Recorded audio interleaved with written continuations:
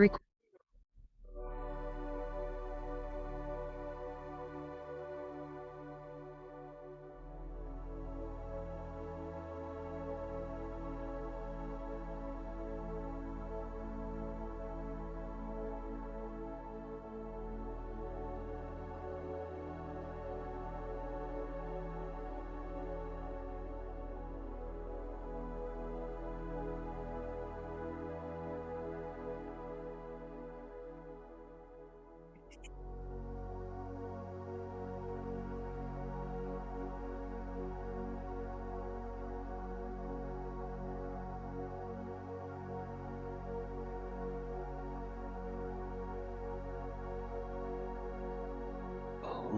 शांति।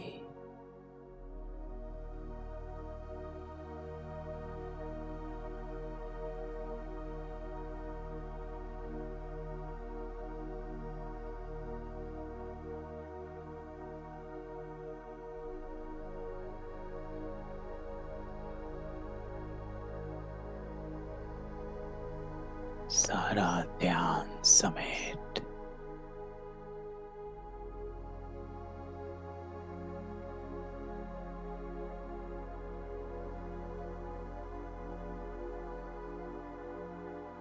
इस देश से न्यारी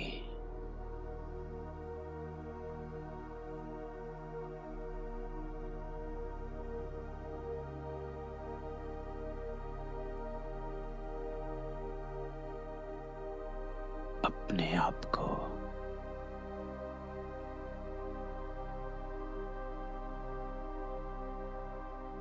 बिंदु रूप में देख।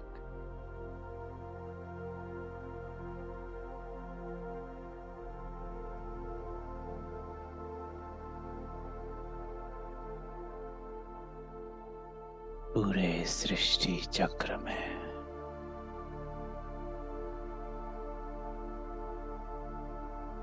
चारों युगों में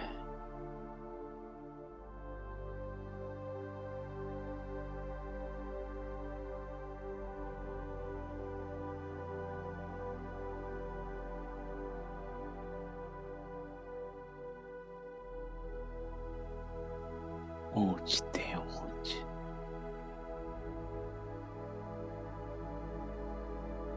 श्रेष्ठ आत्मा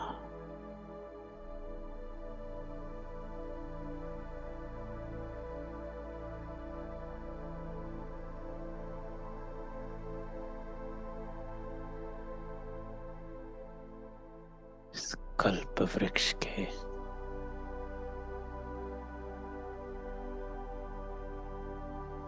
जड़ में भी आप, तने में भी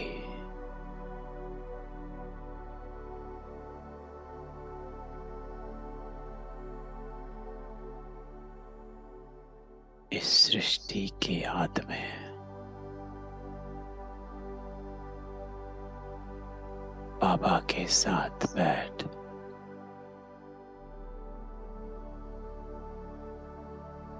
हम सब सहयोगी बन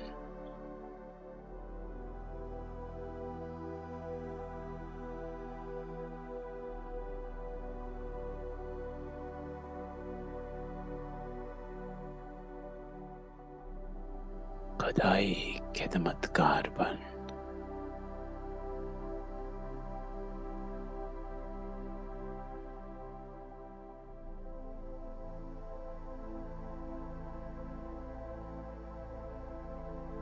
अपने आप को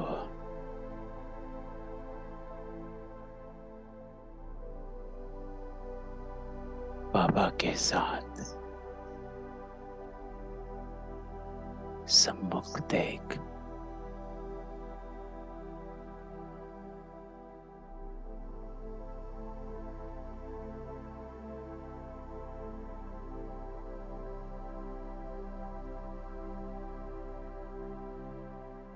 बीज रूप बाबा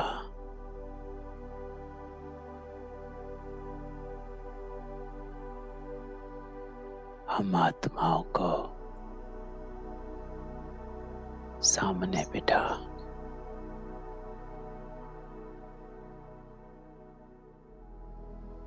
पहला पाठ पक्का करा रहा।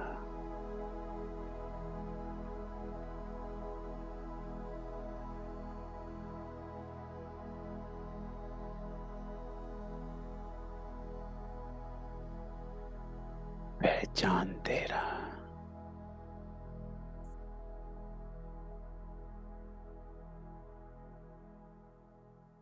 पावन बना रहा।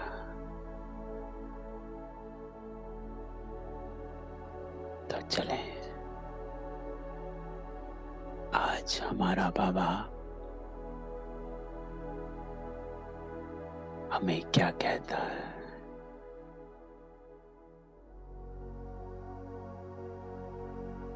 मन बुद्धि एकाग्र बाबा के साथ बैठ जाए।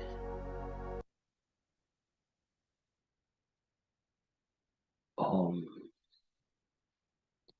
शांति।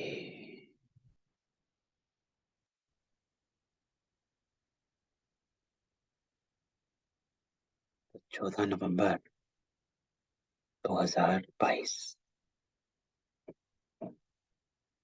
बाबा कहता है, मीठे बच्चे श्रीमत पर चल, स्वच्छ शुद्धपन धारणा कर। बस ये 3 लाइन है। श्रीमत पर चल, स्वच्छ शुद्धपन धारणा कर। बस इतना करना। इतना करेगा फिर युक्ति युक्त सेवा कर। तो पहले अपने आप को श्रीमत पर चल, स्वच्छ शुद्धपन, मन स्वच्छ, बुद्धि स्वच्छ। स्वच्छ मन अर्थात कोई भी पिछड़ा नहीं, मैलापन नहीं, किसी के भी प्रति ना अपने प्रति। तो एक होता है स्वच्छता, एक होती है शुद्धता। स्वच्छता होती है क्लीनलीनेस, शुद्धता होती है प्योरनेस, अंतर। तो पहले तो मैलापन को खत्म कर, फिर जब स्वच्छ हो जाएगा तो शुद्ध प्योर बन जा। धारणा कर, फिर युक्त युक्त सेवा करनी है। फिर बाबा कहता है अहंकार में नहीं आना, शुद्ध घमंड में रहना। तो बाबा हमेशा कहता है शुद्ध घमंड में रहना। कई बार बाबा यूज करता है शब्द शुद्ध अहंकार में रहना। तो शुद्ध अहंकार किसको कहता है बाबा? जो प्योर है। शुद्ध क्या होता है? Pureness, purity. तो बाबा कहता है अपनी प्योरिटी में रहना कि मैं आत्मा हूं। प्रश्न, आज का प्रश्न बाबा कहता है किस बात के कारण बाप को इतनी बड़ी नॉलेज देनी पड़ती है? बाबा कहता है कि गीता के रचयिता निराकार परम पिता परमात्मा को सिद्ध करने के लिए बाप तुम्हें इतनी बड़ी नॉलेज देते हैं। सबसे बड़ी भूल यही है जो गीता में पतित पावन बाप की जगह श्री कृष्ण का नाम डाला है। इसी बात को सिद्ध करना, इसके लिए भिन्न भिन्न युक्तियां रचनी। बाप की महिमा और श्री कृष्ण की महिमा अलग अलग बता। तो आज बाबा कहता है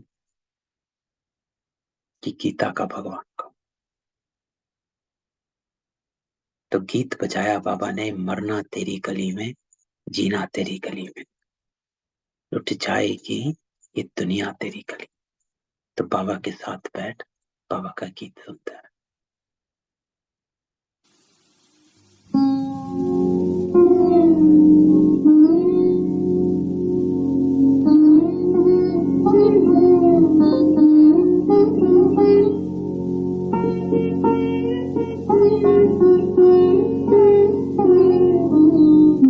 मरना तेरी गली,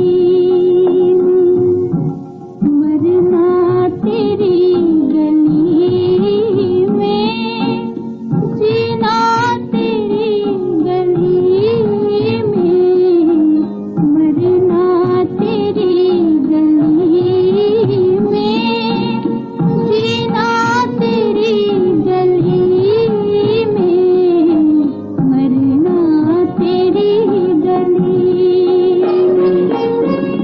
मिट जाएगी हमारी दुनिया तेरी गली में।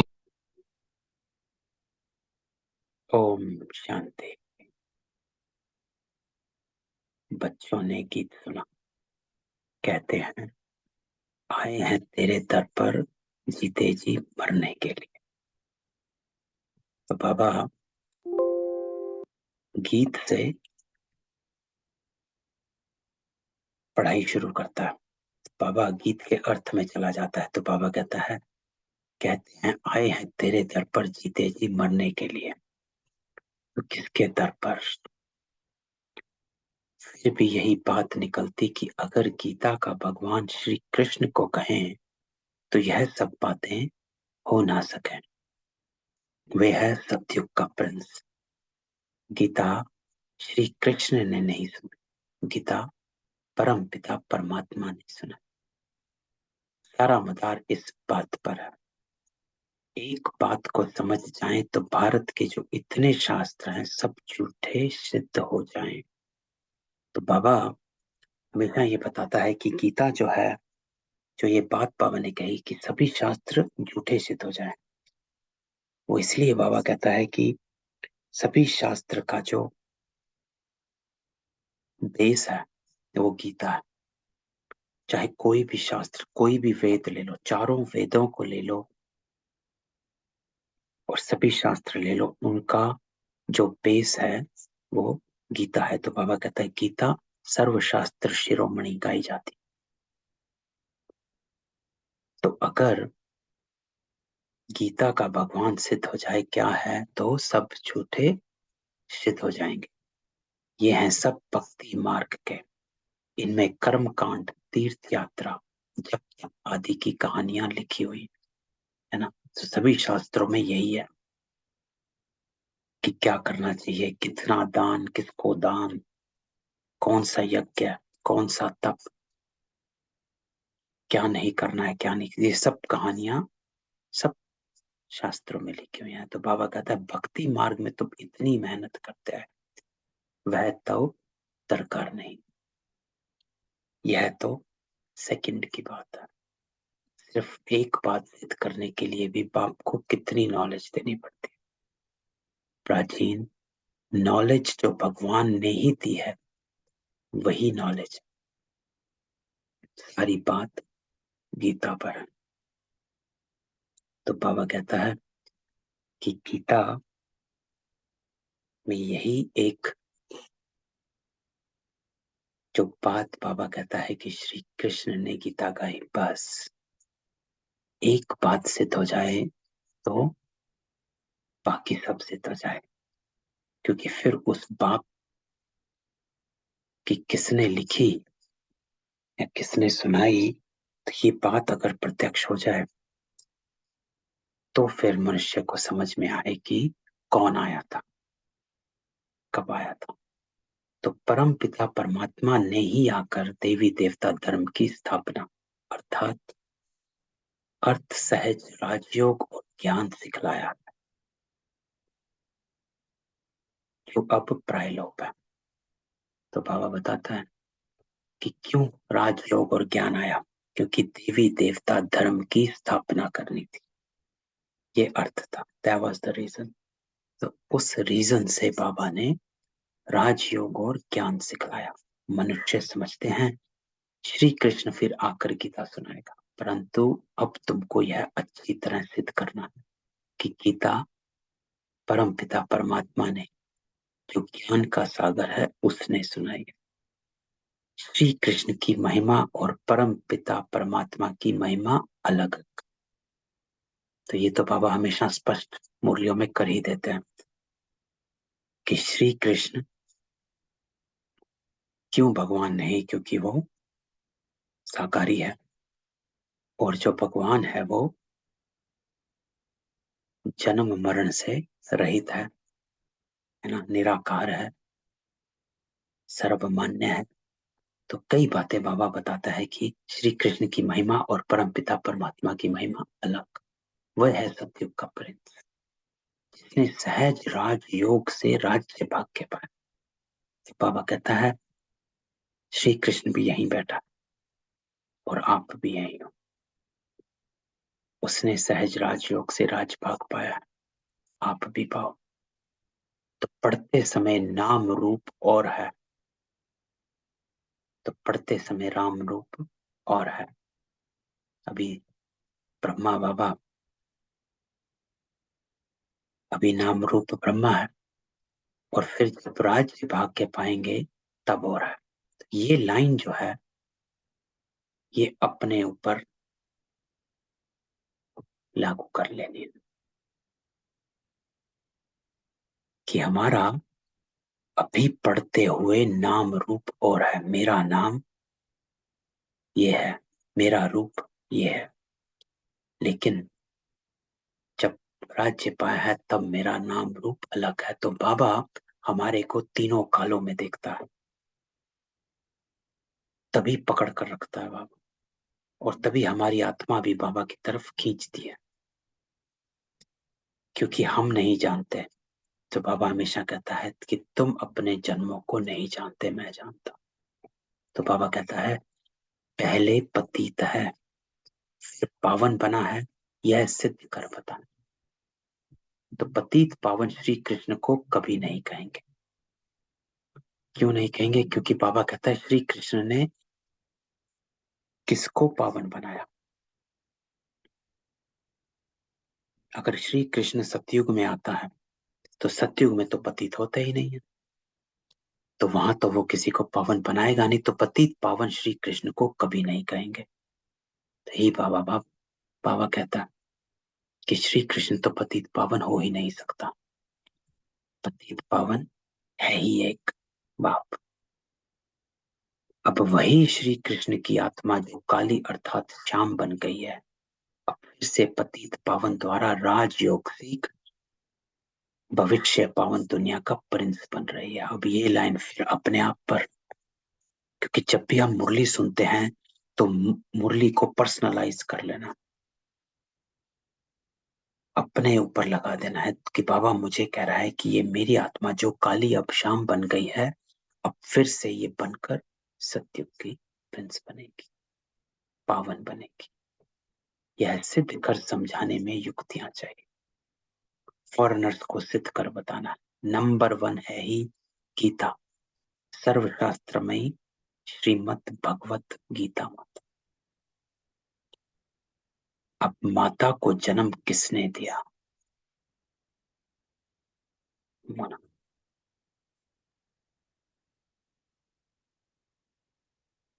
मैं सबको अनम्यूट कर देता हूँ। मोना बहन, question. Om Shanti, Om Shanti. Sumirva. I apologize. Doesn't mean to comment, but this was the exact reason I don't understand why the Brahma Baba targeting Krishna Bhagwan. Why there are so many other religions are out there? Why don't they call about the other, like, there's the Muslims and the other people? Why it's we are not contesting that's Krishna Bhagwan, what he said, or and I first time when I started into this path, I read this and I was like, the Brahma Baba is such a kind of very respectful. Why would we have to point whatever whoever is believe, why don't we just say this is the Paramatma, believe that's what it is true? But rather, I mean, I have little confusion. Is there and इसका कुछ और reason which I मुझे समझ में नहीं आया. So the reason for what? For Shri Krishna को बीच में लाने, मतलब कौन सा रीजन? Yeah, why? Yeah, उनको क्यों टारगेट करना? कृष्ण भगवान गीता नहीं लिखा, वही बताना चाहिए, राइट? इनसे ज्यादा कि कृष्ण भगवान नहीं है, ये नहीं है, तो that is kind of conflicting, right, in your mind कि क्या आपने अभी तक पूरी लाइफ में समझा और पीपल बोला. और एक बात तो है, कृष्ण भगवान का जो नगरी था, that was actually वो सैटेलाइट से भी देखा गया था. So he was true, he was existing person. I believe it. It's not a Paramatma according to the Brahma Baba. But why we are just focusing on what the Krishna Bhagwan was not this and he was something, not mean to he wrote it. But that's not, I feel that's just a little bit kind of distraction. मेरे को थोड़ा सा समझ में उसमें नहीं आता कि why our focus is there. तो द फोकस जो है, जो ये लाइन है, तो फोकस इसमें मोना बहन ऐसा है कि जब शिव बाबा आते हैं, वो एक चीज समझाता है. वो ये समझाता है कि हर आत्मा जो इस सृष्टि पर आई है, हर आत्मा अपने अपने समय पर और अपने अपने युग में आई है. कुछ सतयुग में, कुछ त्रेता में, कुछ द्वापर में, कुछ कलयुग में, कुछ आज भी आ रही होंगी. पहली बार जब आत्माएं यहाँ पर आ जाती हैं तो वो वापस नहीं जाती हैं जब तक वो पूरी साइकिल ना जी ले. whenever they enter, अगर वो आज आई Right, I हैं got it. तो आज से Yeah. साइकिल्स करेंगी, राइट? तो Mhm. बाबा क्या बताता है इसमें कि श्री कृष्ण की जो आत्मा है, श्री कृष्ण एक देवी आत्मा है, ठीक है? एक मनुष्य है, देवी मनुष्य, जो देवी गुण वाले हैं, ठीक है? जो भी आप भी कह रहे हो कि सैटेलाइट से देखा गया, ठीक है? तो श्री कृष्ण एक ऐसी मनुष्य आत्मा, आज बाबा कहते हैं, जो दैवी गुणों वाली है, प्योर है, ठीक है? It's a number 1 pure soul, वह सबसे पहला सत्युग का प्रिंस, नंबर 1 आत्मा है, ठीक है? तो वो आत्मा जब पहली बार परम धाम से आती है तो वो नंबर 1 प्योर सोल है. अब जब वो आती है तो वो आत्मा वापस परम धाम नहीं जाती, जा नहीं सकती. तो वो अपने जन्म लेती है फिर यहाँ पर. तो बाबा क्या समझाता है कि अब पूरे सृष्टि चक्र में अपने जन्मों को देखो. तो श्री कृष्ण की जो आत्मा है, अगर उनको टारगेट नहीं कर रहे, बट बाबा क्या बताता है कि that soul that was purest of pure, that has become impure and now it is again becoming pure. तो ये साइकिल है. तो I think where you get stuck is why are you picking Shri Krishna, right? So the reason, Yeah. हाँ बोलो. No, I mean, नहीं interrupt नहीं करना चाहती आपको, नहीं नहीं बट नहीं. कृष्ण भगवान नहीं है ऐसा. मैंने just first time when I started reading the Murli and it just kind of kicked me out. I mean, I was like, Yes. okay, the Brahma Baba would never say, if it is a Brahma Baba, he would never say anybody's negative thing. You don't want to believe, it's fine, but why don't we just say our point, right? You are the soul and just stick to that point. Why would we Right. have to say that he wasn't there, he was not this, why he didn't even write it, he wasn't then Kurusutra, or I mean, I don't mean to take over this. My main focus is the Murli, but I'm sorry, I don't want to debate it. But this is exactly, I'm just kind of not getting this 100% into that, and I'm just honest here. Please don't judge me, but not taking over. I just had a quick. No Thank you judging you. for. लेकिन इसको समझना जरूरी है ना? तो we can talk about it after the Murli, है ना? But the reason is, देखो, इसमें श्री कृष्ण की एक तरह से आप कहें कि जो आप सोच रहे हो कि डिसरिस्पेक्ट कर रहे हैं, डिसरिस्पेक्ट नहीं हो रही. You can see that Shri Krishna is still number one purest of pure soul. बाबा ये कहता है कि वो सबसे पहली आत्मा है. श्री कृष्ण सत्युग का नंबर 1 प्रिंस है. आपको वो बनना है. हमारा जो एम ऑब्जेक्ट, जो बाबा कहता है कि you have to become like Krishna, 16 कला संपूर्ण सर्वगुण संपन्न बनना है, जो वो है.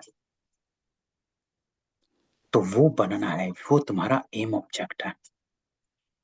तो it's not like Shri Krishna के लिए डिसरिस्पेक्ट है. It is because to make you understand कि you were the pure soul in the beginning of the cycle, and as you continue going through the cycle, you have created karmas, and that created a layers on your soul, और जिससे क्या हुआ, आप विक्रम करते करते यहाँ तक पहुंच गए हो. तो इसमें सबसे पहली इंपॉर्टेंट बात ये है जो हमें लेकर जानी है कि मेरी सोल जो है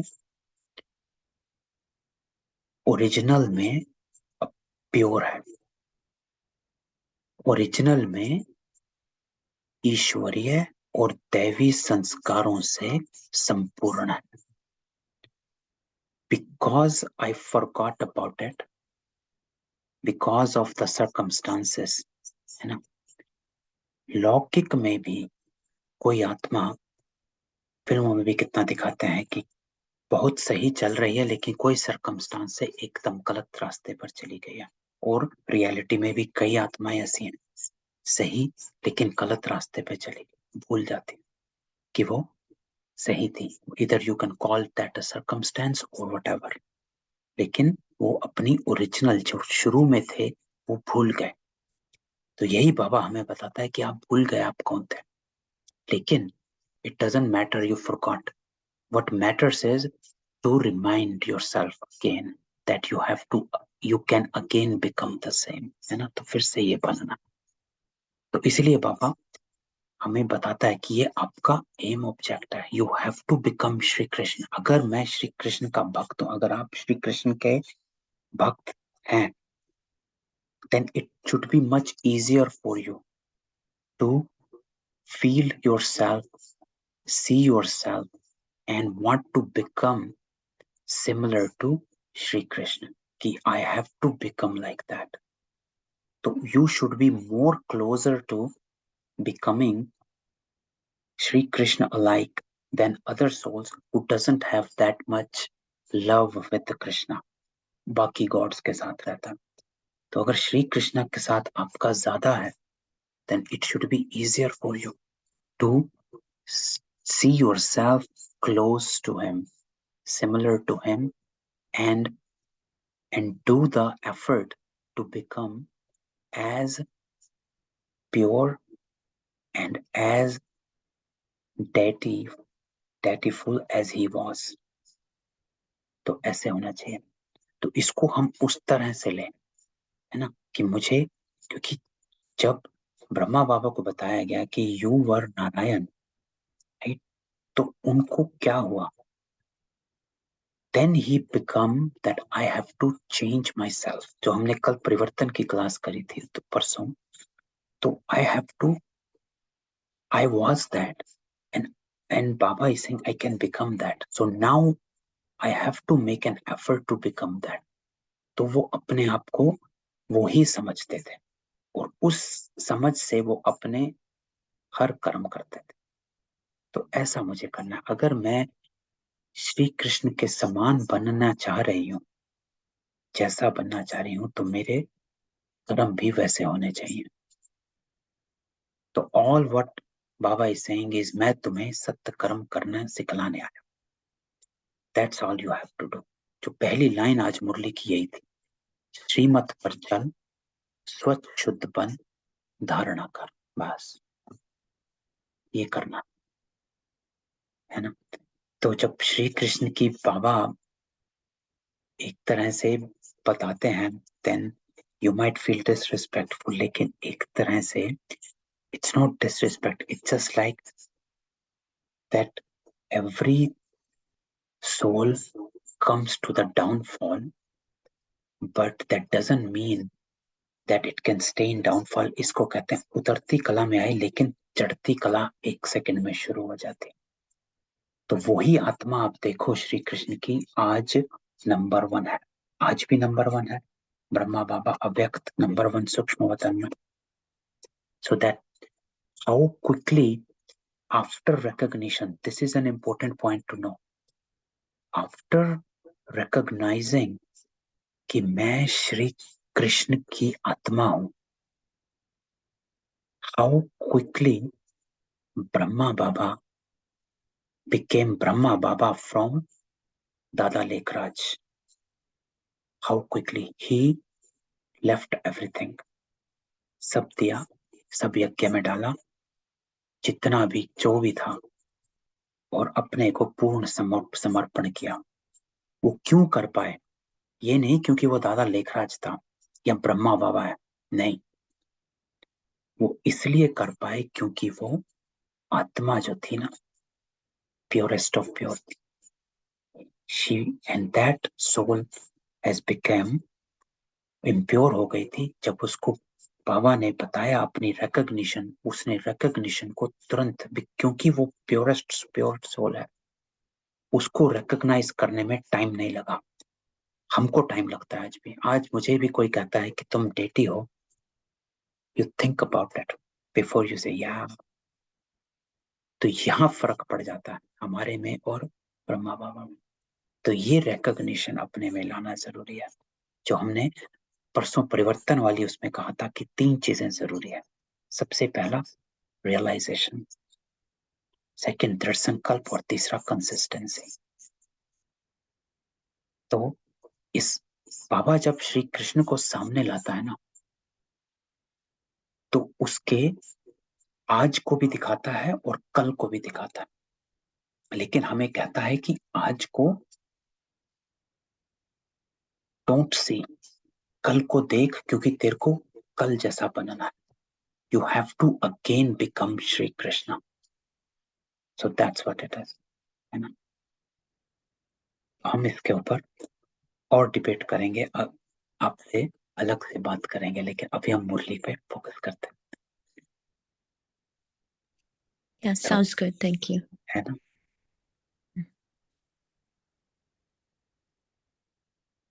हम कहाँ थे? हाँ, तो नंबर 1 है गीता शास्त्रमयी श्रीमद् भगवत गीता माता। अब गीता माता को जन्म किसने दिया?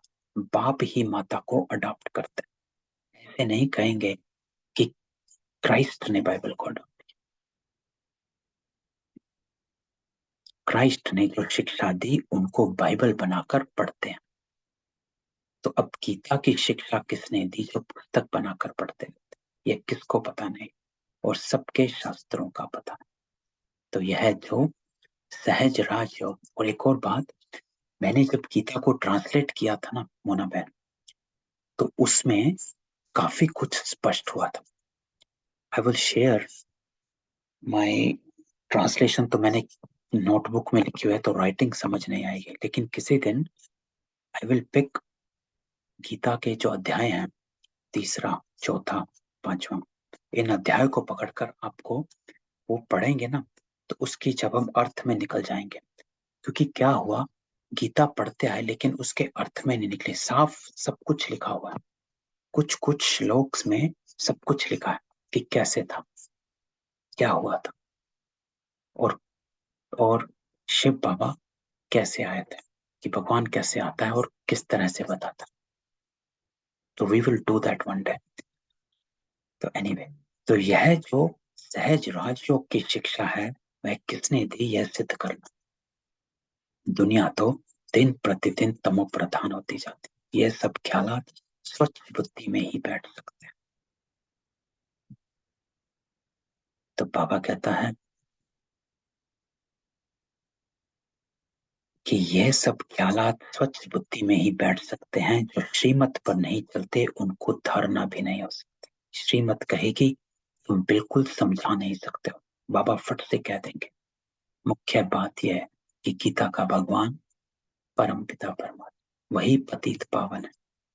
मनुष्य तो सर्वव्यापी कह देते हैं या ब्रह्म तत्व कह देते हैं, जो आता वह कह देते हैं बिगर समझ। भूल सारी गीता से निकली है। जो गीता का रचयिता श्री कृष्ण को कहा तो समझाने के लिए युक्तियां रचनी पड़े। गुप्ता जी को भी कहते थे कि बनारस में यह सिद्ध कर समझाओ कि गीता का भगवान श्री कृष्ण ने। अब दिल्ली में सम्मेलन होता है, सब रिलीजियस मनुष्यों को बुला रहे हैं, क्या उपाय करें जो शांति हो जाए। अब शांति स्थापन करना इनके हाथ में तो है। कहते भी हैं पतित पावन आओ। फिर यह पतित कैसे शांति स्थापन कर सकते जबकि बुलाते रहते। तो बाबा कहता है कि बुलाते हैं लेकिन पतित पावन को जानते नहीं कि कैसे आता है, कैसे पतितों को पावन बनाता है। तो कह देते हैं रघुपति राघव राजा राम, वह तो है नहीं, झूठा बुलावा करते हैं, जानते कुछ भी नहीं। बाबा यहाँ पर एक बात को लेकर आता है कि जो बाकी जो मनुष्य हैं, रिलीजियस मनुष्य, जो बाबा कहता है वो जानते कुछ नहीं है लेकिन बोलते रहते, मुख से चलता है, अर्थ को नहीं समझते हैं। बुलाते भी हैं लेकिन ये नहीं समझते कि कौन है, फिर ये नहीं समझते कि आते कैसे हैं, फिर ये नहीं समझते हैं कि पतित को पावन बनाएंगे कैसे। छू मंतर कर कर तो नहीं बनाएंगे। क्यों नहीं बनाएंगे छू मंतर करके? तो बाबा इसका अर्थ बताता है क्योंकि कर्म का सिद्धांत है। ये पूरी सृष्टि चक्र में कर्म फिलॉसफी जो है वो सारे सृष्टि चक्र में परिपाय है, चलती है, उससे बाहर नहीं निकल सकते। तो बाबा हमारे कर्म इसीलिए सुधारता है और हमसे ही सुधरवाता है, क्योंकि बाबा कहता है कि तेरे कर्मों का हिसाब किताब तुझे आपे ही करना। तो ये कर्म का जो सिद्धांत है इसके अंदर ही आत्माएं आती, इसलिए बाबा जो है हमारे को अच्छे कर्म करने के लिए कहता है, ताकि वो अच्छे कर्म करते करते हमारे संस्कार अच्छे बन जाएं, और जब संस्कार अच्छे बन जाएंगे तो वो कर्म जो है वो ही हम लेकर जाएंगे। इसलिए बाबा कहता है कि तू तभी जा पाएगा जब तेरा हिसाब किताब चुत्तू हो जाएगा, जब तेरे सब कार्मिक अकाउंट सेटल हो जाएंगे, और जो बच जाएंगे उसको बाबा सेटल करा, और जो सेटल नहीं करते हैं यहाँ पर उनका अंत में सेटल होता। तो ये बाबा ऐसे ही नहीं कि इसको लेकर चलते हैं उसको लेकर चलते हैं या पिक एंड चूज कि ये जो बीकेस हैं सब बीकेस को लेकर चलूंगा, नहीं। बाबा कोई बीकेस को लेकर नहीं जाएगा जब तक बीके अपने कर्मों का सुधार नहीं कर लेते। इसलिए बाबा कहता है कि बीके बनना सब कुछ नहीं है, मैं आता ही हूं तुझे सत्य कर्म करना सिखलाने। तो ये करना है ना। तो बाबा कहता है अब यह कौन जाकर बताए, बड़े अच्छे बच्चे चाहिए। ऐसे बहुत हैं जो अपने को बहुत ज्ञानी समझते हैं परंतु है कुछ भी नहीं। मिसाल है, सुबह को मिली हल्दी की गांठ और अपने को पंसारी समझ बैठा, है ना, कि थोड़ा सा ज्ञान मिला और समझता है कि मुझे सारा आ गया, मैं तो ज्ञानी बन गया। तो बाबा कहता है समझते कुछ भी नहीं है। तो ऐसे अपने हैं जो अब बहुत हैं जो अपने को ज्ञानी समझते हैं। तो बाबा आज मिसाल देता है, चूहे को मिली हल्दी की गांठ, सोच रहा पंसारी बन गया। तो इसमें बड़ी युक्ति चाहिए, जिससे सिद्ध हो जाए गीता भगवान ने रची है। वह कह देते कोई भी हो, है तो सब भगवान। बाबा कहते भगवान वाच, मैं उस श्री कृष्ण की आत्मा जो 84 जन्म पूरे कर अंतिम जन्म में है, उनको अडॉप्ट कर ब्रह्मा बनाए, उन द्वारा गीता ज्ञान देता हूं। तो श्री कृष्ण का मान होता है, इसमें ग्लानि नहीं करता है बाबा, लेकिन ये बताता है कि आज वो श्री कृष्ण कहाँ है, और उस श्री कृष्ण की आत्मा को आज क्या करना है।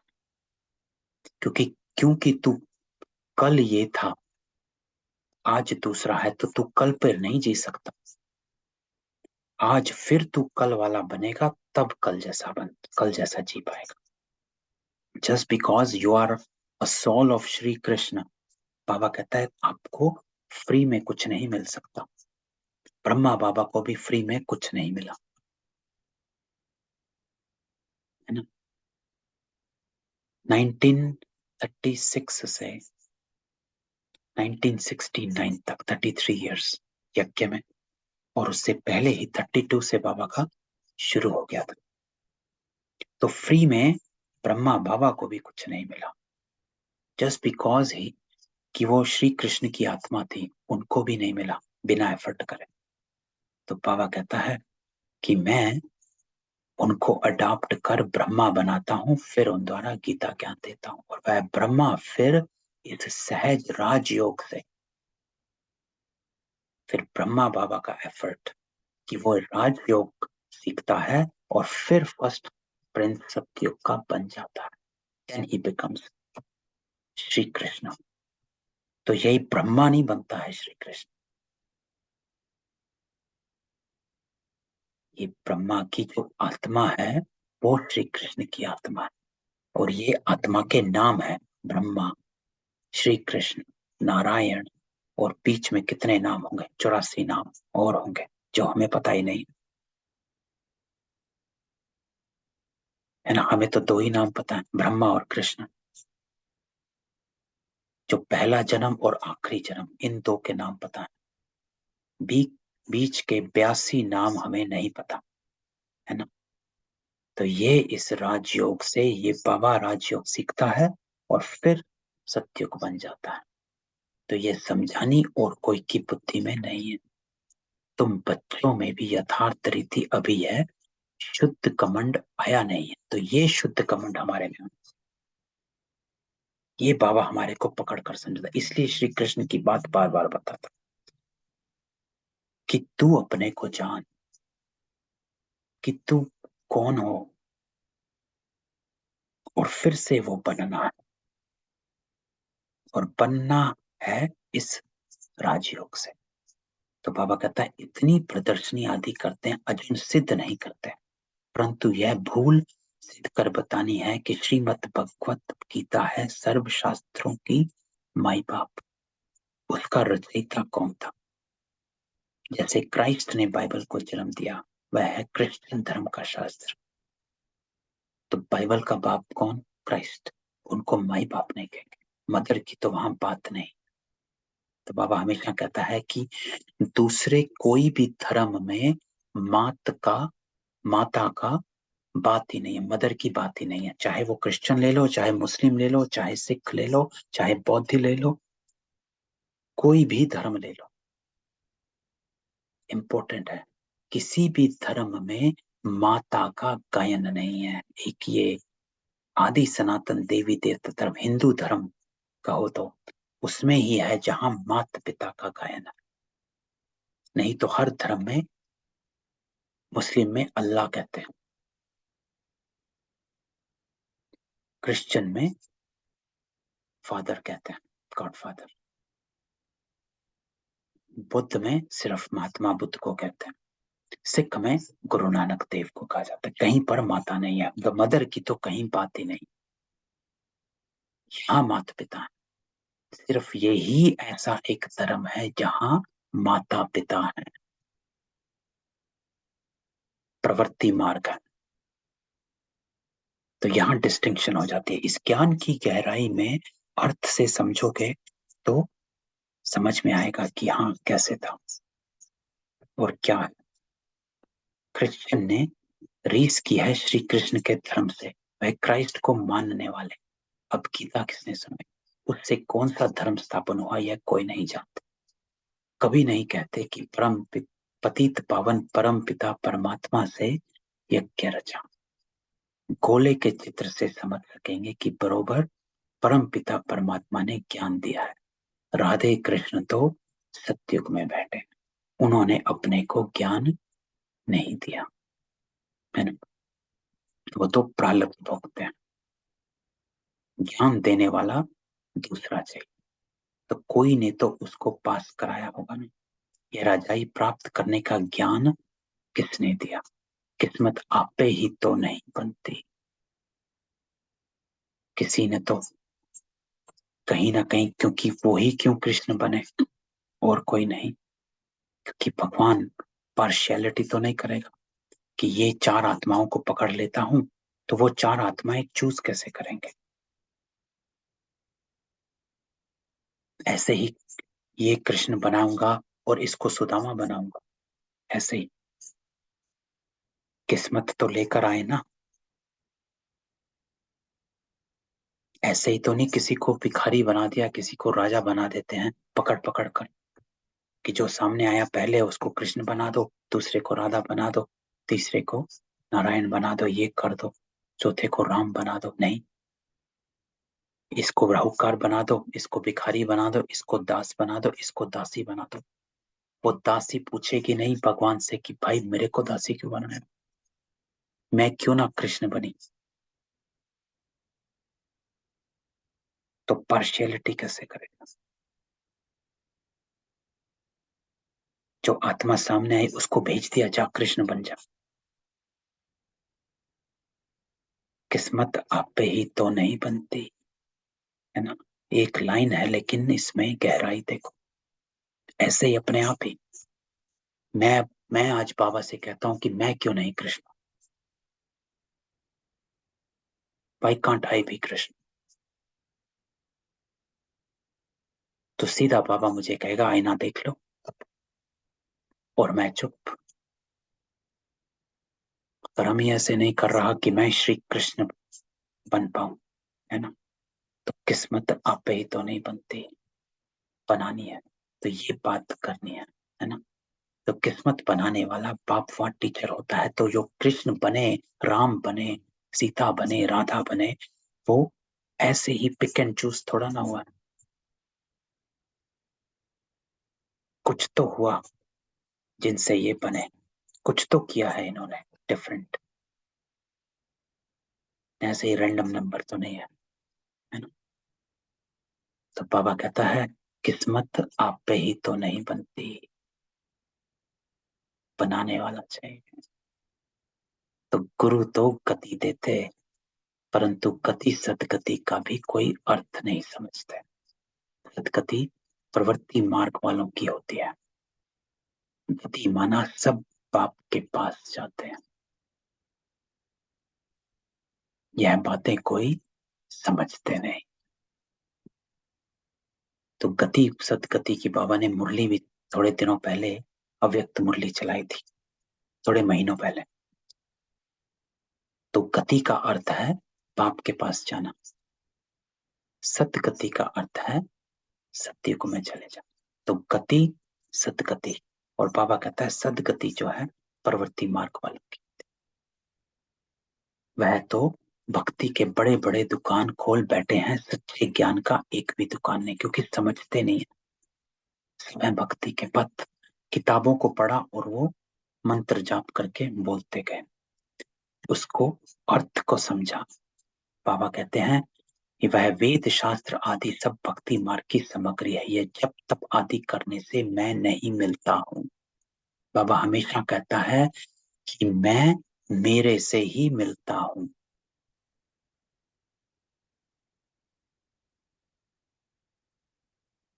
किताबों से नहीं मिलता हूँ, तप से नहीं मिलता हूँ, मैं मेरे से मिलता हूँ। जब मैं आकर ज्ञान देता हूँ तो ही आपको अपने से मिलाता हूँ। तो मैं तो बच्चों को ज्ञान देकर पावन बनाता हूँ, सारे सृष्टि की सदगति करता हूँ। वाया गति में जाकर सदगति में आना है। सब तो सतयुग में नहीं आएंगे, ये ड्रामा बना हुआ है, ड्रामा है। आज क्यों सब आत्माएं इस ज्ञान में नहीं है? आज क्यों सभी आत्माएं एक जैसी एफर्ट नहीं करती हैं? क्योंकि ये ड्रामा में बना हुआ। सब तो सतयुग में नहीं आएंगे। जो कल्प पहले तुमको सिखाया था, जो चित्र बनाए थे, वे अब भी बनवा रहे हैं। यह जो बड़ी भूल है वह सिद्ध हो जाए, फिर युक्ति से चित्र बनाएंगे। कहते हैं 3 धर्मों की टांगों पर सृष्टि खड़ी है। एक देवता धर्म की टांग टूटी हुई है, इसलिए हिलती रहती है। पहले एक टांग पर सृष्टि बड़ी फर्स्ट क्लास रहती है। एक ही धर्म था जिसको अद्वैत राज्य कहा जाता। फिर वह एक टांग गुम हो 3 टांगे निकली हैं जिसमें कुछ भी ताकत नहीं रहती। तो शास्त्रों में लिखा हुआ कि 3 टांग पर सृष्टि खड़ी हुई है।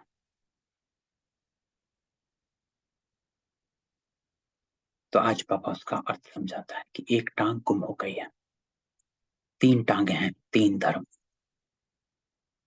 तो आपस में ही लड़ाई झगड़ा चलता रहता है। धनी को जानते ही नहीं, निधन के बन पड़े हैं।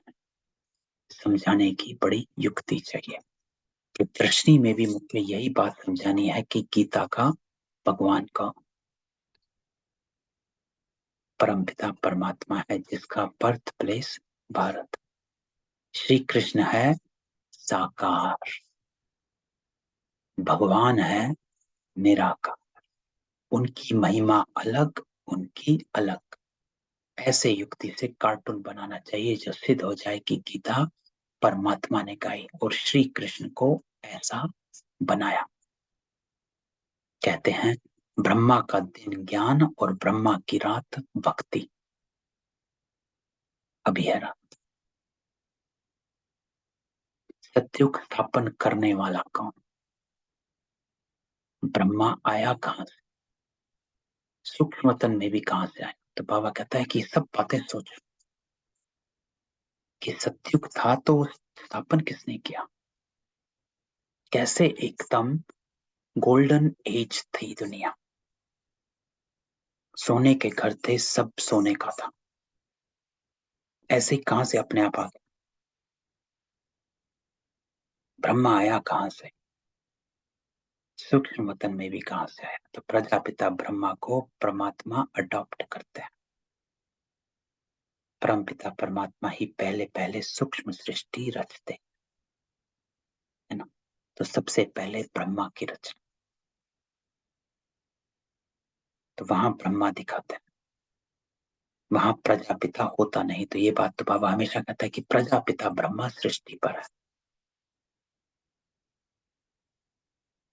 और सूक्ष्म वतन में सिर्फ अव्यक्त ब्रह्मा है, उसको प्रजापिता ब्रह्मा नहीं कहते, है ना। तो प्रजापिता ब्रह्मा कहां से आए, किसने बनाया? ये बातें कोई समझ ना सके।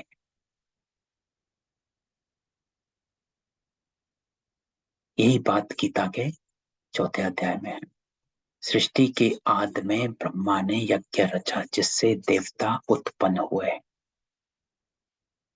तो श्री कृष्ण के अंतिम जन्म में इनको परम पिता परमात्मा ने अपना रथ बनाया है। तो श्री कृष्ण की महिमा जबरदस्त आज भी है।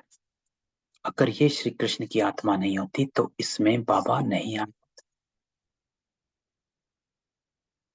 तो जो नंबर 1 सोल है वो आज भी अन्य मनुष्य आत्माओं के भेंट में आज भी नंबर 1 है। क्यों? क्योंकि परम पिता परमात्मा ने उसको अपना रथ बनाया, किसी और को नहीं बनाया। यह किसकी बुद्धि में नहीं है। तो ये महिमा भारी है।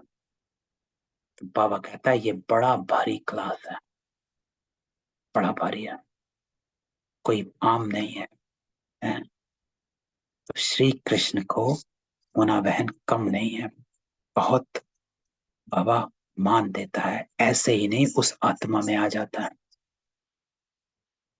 ऊपर जो कहता है वो ऐसे नहीं कहता है कि श्री कृष्ण की आत्मा को कहता है, श्री कृष्ण को नहीं कहता है बाबा। श्री कृष्ण की आत्मा काली हुई है, श्री कृष्ण काला कभी नहीं हुआ। तो बाबा कहता है श्री कृष्ण को काला कर देते हैं, गलत। श्री कृष्ण काला होता ही नहीं है, श्री कृष्ण सदा ही गोरा रहता है, लेकिन वो आत्मा जो है वो आती है नीचे नीचे। लेकिन आज भी बाबा कहता है वो उसको मैंने अपना रथ बनाया। तो मान है, टीचर जानते हैं ये स्टूडेंट कौन सा है। तो क्या बाप नहीं समझते होंगे? तो बाबा भी जानता है कि मैं कौन सा स्टूडेंट हूं, आप कौन से स्टूडेंट है। तो हर एक हम बच्चों को बाबा देखकर हमारे तीनों कालों में हमको देखता है। और जो टच करता है ना बाबा हमको, जो हमारी आत्मा टचिंग लेती है मुरलियों से रोज, या आज भी जो ले रही है, वो टचिंग इसलिए आ रही है क्योंकि हमारी आत्मा को भासना आती है अपने ओरिजिनलिटी की, फील आता। और ये फील जो है वो तब आता है जब हम आत्मिक रूप में बाबा के साथ एकदम मन बुद्धि एकाग्र कर बैठ जाते हैं। जब हम इधर उधर की लौकिक की बातें बुद्धि में चल रही होती हैं, साथ साथ ज्ञान चल रहा होता है, जब ये दोनों मिक्स हो रहे होते हैं तो हमें वो भासना कभी नहीं आएगी, ना ही वो फील कभी आएगी। तब हम मुरली को सिर्फ शब्दों की तरह सुन के चले जाएंगे। तो बाबा इसलिए कहता है कि एकाग्र होकर बैठ, अपने को देख ऐसे। तो ये बेहद के बाप का बेहद का क्लास है। यहाँ की बात ही निराली है, शास्त्रों में प्रलय दिखाकर रोला कर दिया। तो बाबा कहता है तुम जानते हो श्री कृष्ण ने गीता नहीं सुनाई, उसने तो गीता का ज्ञान सुनकर राज्य पद पाया है। तुमको सिद्ध कर बताना है गीता का भगवान निराकार शिव है, उनके गुण ये। इस भूल के कारण ही भारत कौड़ी जैसा बना है। अभी परम पिता परमात्मा ने ज्ञान का कलश माताओं पर रखा, माताएं ही स्वर्ग का द्वार खोलती। ये सब बातें नोट कर समझानी। भक्ति वास्तव में गृहस्थियों के लिए है, यह है प्रवृत्ति मार्ग का सहज राज्य। हम सिद्ध कर समझाने के लिए आए हैं बच्चों को युक्ति युक्त काम करना, बच्चों को ही पाप का शो करना है। तो कैसे शो करना है वो बाबा बताता है। सदैव हर्षित मुख, अचल स्थिर, मस्त रहना। सदैव हर्षित मुख, अचल, कोई हलचल में नहीं जाना है। स्थैर्यम, स्टेबल, मस्त रहना, लगन में मगन।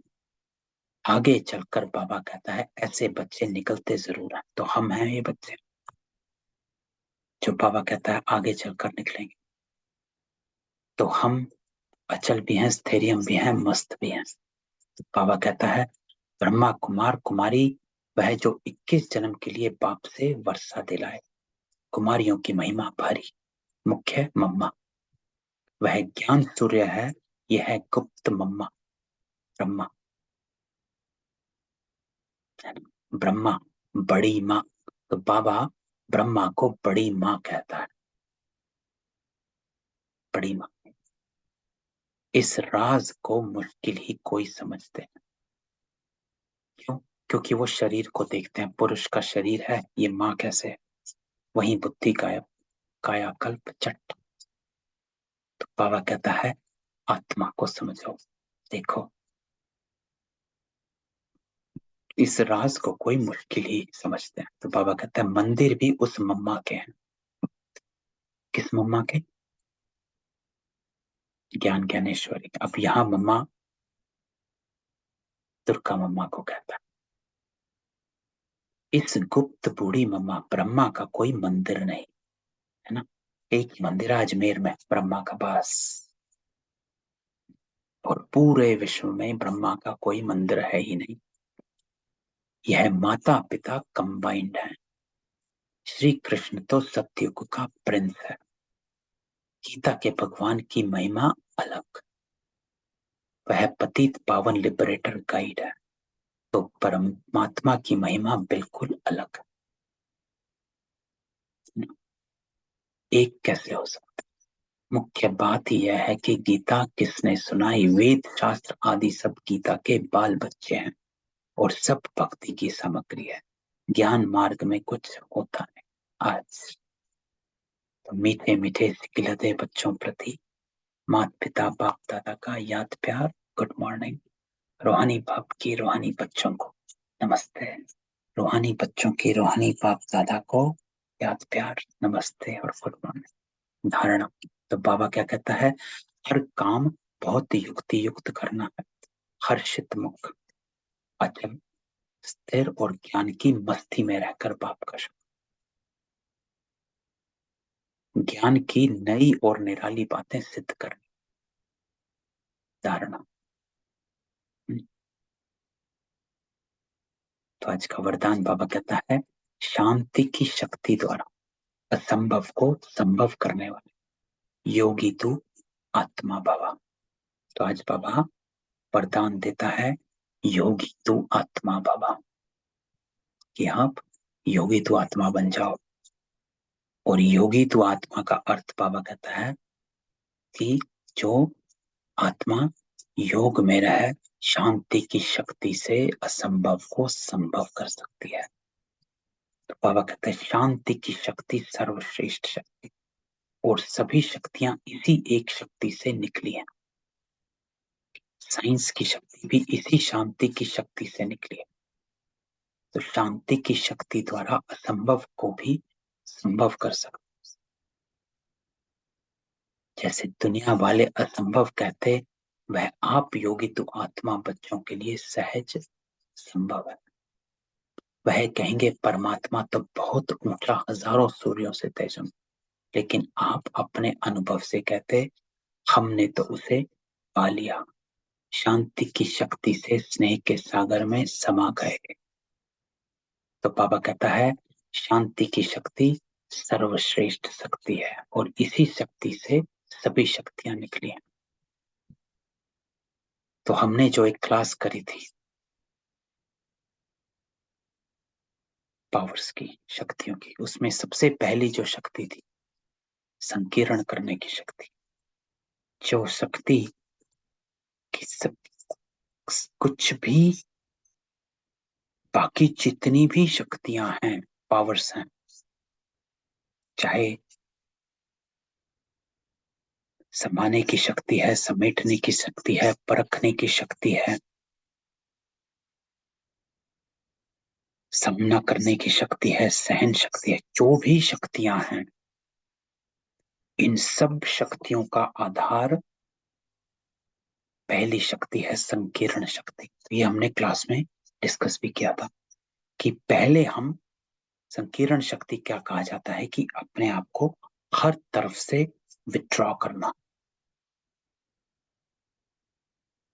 डिटैच करना, और फिर शांति, साइलेंस में चले जाना।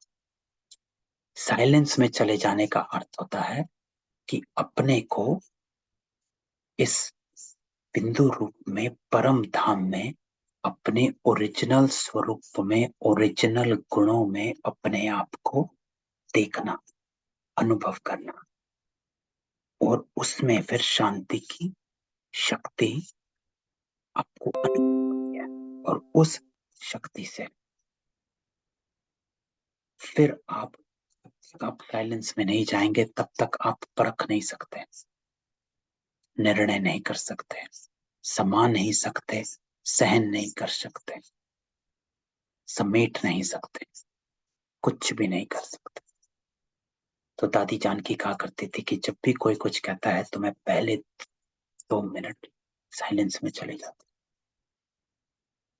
फिर जवाब देती हूँ कि क्या करना है क्या नहीं करना। तो ये शांति की शक्ति बाबा कहता है सर्वश्रेष्ठ शक्ति। तो इसको आज यूज करो, एकदम कुछ ना करो, पॉज दे दो, 2 मिनट अपने आप में निकल जाओ, अंतर्मुखी, मन का मौन और मुख का मौन दोनों। और फिर देखो बाकी शक्तियां अपने आप से। श्लोकन, निमित्त बन निर्माण का कार्य करने वाले ही सच्चे सेवाधारी हैं। तो आज मम्मा के वाक्य हैं, तो मम्मा जो है एकदम स्पष्ट करके सुनाती हैं। तो देखते हैं आज मम्मा क्या कहती है। मम्मा कहती है, आत्मा और परमात्मा अलग रहे बहुकाल, सुंदर मेला कर दिया जब सतगुरु मिला तना। अपन यह शब्द कहते हैं तो उसका यथार्थ अर्थ है कि आत्मा परमात्मा से बहुकाल से बिछड़ी हुई है ना। बहुकाल का अर्थ है बहुत समय से आत्मा परमात्मा से बिछड़ गई है। तो यह शब्द स्थापित करते हैं कि आत्मा और परमात्मा अलग अलग दो चीज है, दोनों में आंतरिक भेद है। परंतु दुनियावी मनुष्यों को पहचान ना होने कारण वो इस शब्द का अर्थ ऐसा ही निकालते हैं कि मैं आत्मा ही परमात्मा हूँ, परंतु आत्मा के ऊपर माया का आवरण चढ़ा हुआ होने के कारण अपने असली स्वरूप को भूल गए। तो मम्मा इस बात में इसको सिद्ध करने की कोशिश कर रही है कि आत्मा और परमात्मा अलग अलग हैं। जब कहा जाता है अलग रहे बहुकाल, तो इसका मतलब दो अलग सत्ता है, एक नहीं है। लेकिन मम्मा कहती है कि तो मनुष्य हैं जो दुनिया में जो भक्त हैं या शास्त्र हैं उनमें कहा जाता है आत्मा ही परमात्मा है। लेकिन आत्मा के ऊपर जो माया का वो चढ़ गया है तो अपने असली स्वरूप को भूल गए। जब वो माया का आवरण उतर जाएगा फिर आत्मा वही परमात्मा फिर से हो जाएगी। तो वो आत्मा को अलग इस मतलब से कहते हैं और दूसरे लोग फिर इस मतलब से कहते हैं कि मैं आत्मा ही सो परमात्मा। परंतु अपने आत्मा अपने आप को भूलने के कारण दुखी बन पड़ी है। जब आत्मा, मम्मा कहती है, जब आत्मा फिर अपने आप को पहचान कर शुद्ध बनती है तो फिर आत्मा परमात्मा से मिल एक ही हो जाएंगे। तो वो आत्मा को अलग इस अर्थ से कहते हैं। लेकिन बाबा क्या कहते हैं, बाद में कहता है आत्मा परमात्मा दोनों अलग चीज है।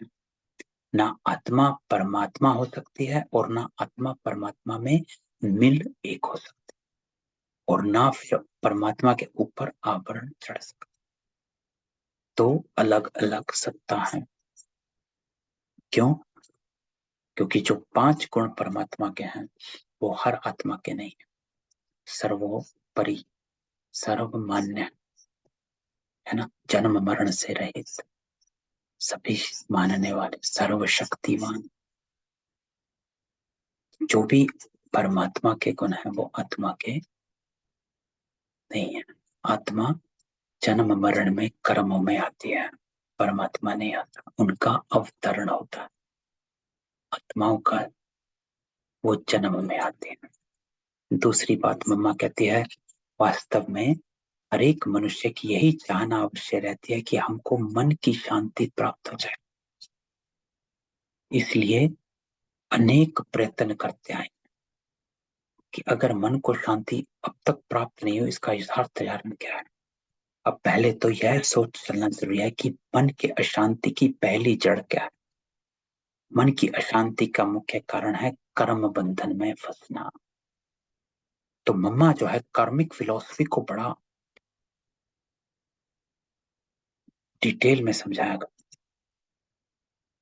तो मम्मा कहती है कि अशांति का कारण है कर्म बंधन में फंसना। तो जब तक मनुष्य इन 5 विकारों के कर्म बंधन से नहीं छूटे तब तक अशांति से छूट नहीं सकता। तो जब कर्म बंधन टूट जाता तब मन की शांति अर्थात जीवन मुक्त स्थिति को प्राप्त कर सकते हैं। अब ये कर्म बंधन टूटे कैसे, जो बाबा हमें सिखाता है, इससे छुटकारा कैसे। तो बाबा कहते हैं, मम्मा कहती है ये तो हम जानते हैं, कोई भी मनुष्य आत्मा, किसी भी मनुष्य आत्मा को छुटकारा दे नहीं सकती। यह कर्म बंधन का हिसाब किताब तोड़ने वाला सिर्फ एक परमात्मा है। तो कैसे होता है प्रोसेस? मम्मा कहती है वह आकर इस ज्ञान योग बल से कर्म बंधन से छुड़ाते हैं, इसलिए ही परमात्मा को सुख दाता कहा जाता है। जब तक पहले यह ज्ञान नहीं है कि मैं आत्मा हूं, किसकी संतान हूं, मेरा असली गुण क्या है, जब यह बुद्धि में आ जाए तब ही कर्म बंधन टूटे। अब यह नॉलेज हमें परमात्मा द्वारा ही प्राप्त होती है। गोया परमात्मा द्वारा ही कर्म बंधन टूटते हैं। ओम शांति। तो मम्मा एक बात कहती है, ज्ञान योग बल से कर्म बंधन से छूटना है, कि ये ज्ञान होना चाहिए कि क्या करना है। पहले तो ये पता होना चाहिए। आदि आत्माओं को तो यही नहीं पता है कि करना क्या चाहिए, अज्ञान काल में ही चल रहे हैं, है ना। अब बाबा ने हमको कम से कम ये रोशनी तो दी, ये तो पता है हमें करना क्या है। अब उस करने के लिए हिम्मत चाहिए, शक्ति चाहिए, और वो शक्ति का बल, इसलिए बाबा योग बल कहता है कि योग बल भरो, अपने में शक्ति भरो और इन कर्म बंधन से छूटो। अर्थात जो श्रेष्ठ कर्म है वो करने में अपने आप को तत्पर कर दो। तो ये थी आज की मुरली। ओम शांति। किसी का कोई क्वेश्चन हो तो पूछ सकते, सबको अनम्यूट कर दो। नहीं,